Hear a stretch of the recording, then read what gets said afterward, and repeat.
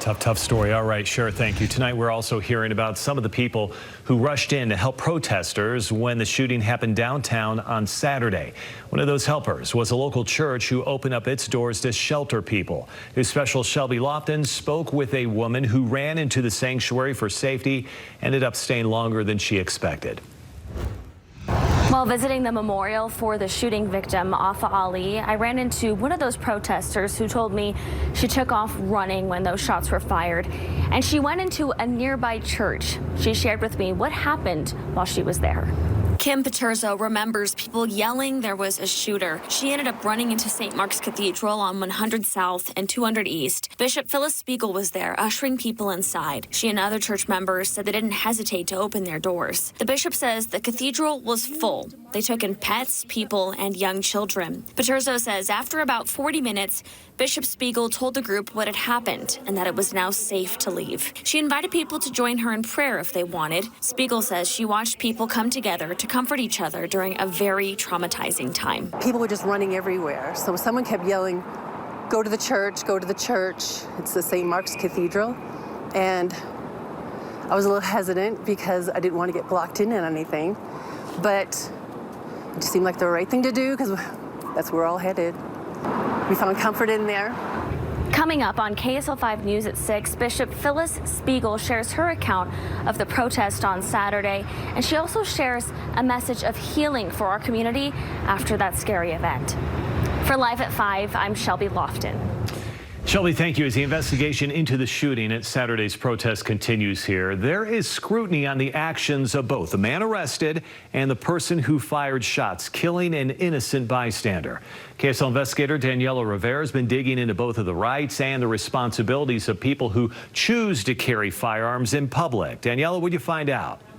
Well, that's right. There are still lots of unknowns here. There's a man in jail right now who didn't pull the trigger and another armed citizen who did and told police they were a peacekeeper. Now, under Utah law, simply bringing a firearm to a protest is legal. Law-abiding adult citizens can carry a firearm openly or concealed without a permit here.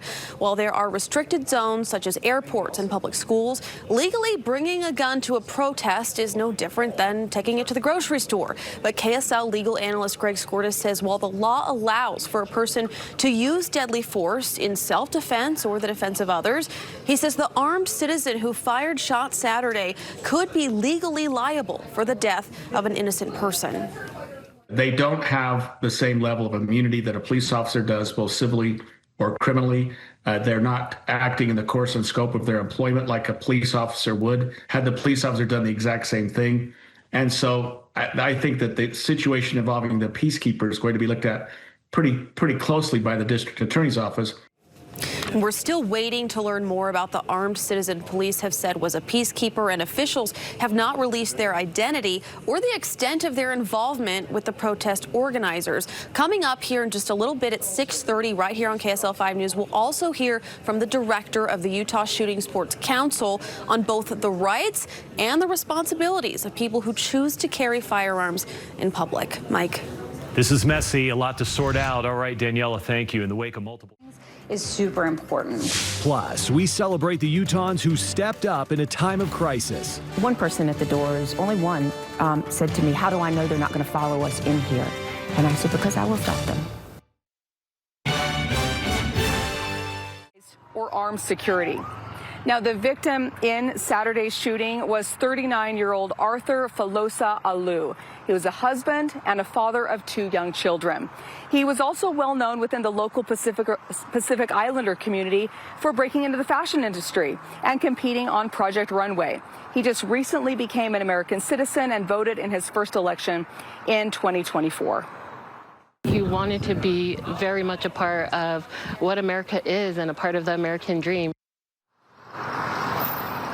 A GoFundMe in his name has now raised more than $200,000 to cover funeral expenses and to support his family moving forward. Now, in the wake of these... In a time of crisis. That's exactly right, Mike. After those shots were fired in downtown Salt Lake City, there were several people that rushed in to help some of those people find shelter and protect them as they were running to find safety. News specialist Shelby Lofton spoke to one woman who ran to a nearby church, and she says what she was welcomed with is something she won't forget. Shelby? When those shots rang out on Saturday night, people took off running in different directions. Many of them were on First South or State Street, and one of those buildings they saw was St. Mark's Cathedral. Some of the church staff was here, and they opened their doors without hesitation. In the very tail end of the march, people started running and yelling, "Shooter, there's an active shooter." Countless people at Saturday's No Kings demonstration said the day was going smoothly. There was an amazing vibe. Until chaos broke out. So someone kept yelling, "Go to the church." Kim Paterzo says she hesitated outside of St. Mark's Cathedral. I didn't want to get blocked in on anything. Bishop Phyllis Spiegel was one of the church leaders ushering people inside. And I didn't hesitate a single moment. To safety. The non-anxious presence is the way we're trained to be as clerics. And it was a great gift to be that in that moment and to ask people to look behind them and make sure everybody was safe. She had been walking in the march. She says it instantly turned hectic. There were people who were scared and there were people who were terrified, and they were melting down pretty fast, and the crowd just started helping them. Paterzo remembers Bishop Spiegel calming down the packed cathedral. She did say a prayer with everybody that was in there. It was very comforting, actually. And may our streets be filled with peace and justice. Bishop Spiegel says she's heard from several people who don't practice her faith, but they felt grateful for what they experienced inside the sanctuary. One person at the doors, only one, said to me, "How do I know they're not going to follow us in here?" And I said, "Because I will stop them." She says even during the scariest parts of the night, there was beauty, human beings helping each other. I think angels are all around us, and we get to do that work with one another. And when we are given that help, we are more likely to turn and be that helper for someone else. Kim Paterzo told me after everything that happened on Saturday, this church will always be a beacon of safety and comfort for her. In Salt Lake City, Shelby Lofton, KSL-5 News. Mass casualty event.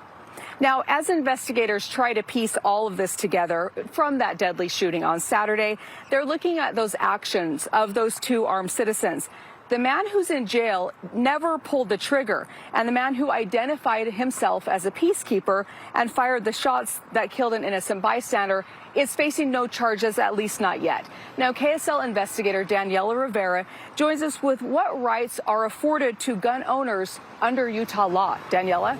Well, Debbie, there are many unanswered questions tonight about both men, what happened on Saturday, and who is responsible for the death of a beloved husband and father. Experts we spoke with today aligned on this. Utahns have a right to carry guns, even at a protest, but they're also responsible for what happens when they discharge those weapons. You don't have to have a permit to carry a gun. Bill Pedersen is the director of Utah's Shooting Sports Council. He says under Utah law, any law-abiding adult can carry a gun, openly or concealed, even at a protest. But that right comes with responsibility. We talk about that we are responsible for every shot that comes out of our gun. A sobering reminder in the wake of Saturday's deadly shooting. We had a citizen that identified a threat and went to stop that threat.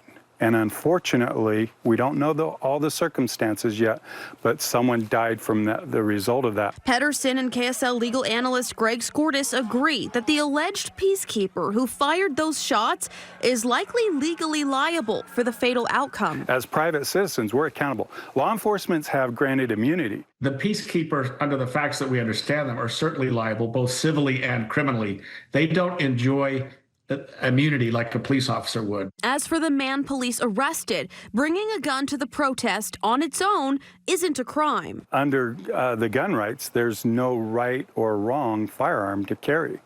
I have the right to carry an AR-15 down the street as I do a handgun. Right now, police say they're relying on witness reports that he pointed the gun and charged toward the crowd. The district attorney's office has some really difficult criminal questions to answer when they look at these two individuals in deciding what, if anything, to charge them with.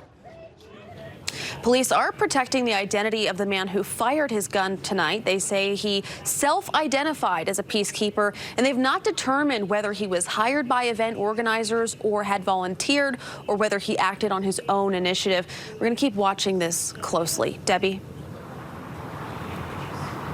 Daniela, thank you. Yes, it's something we haven't really experienced before here in the state of Utah. It looks like they have a lot to sort out. Thank you for that report tonight.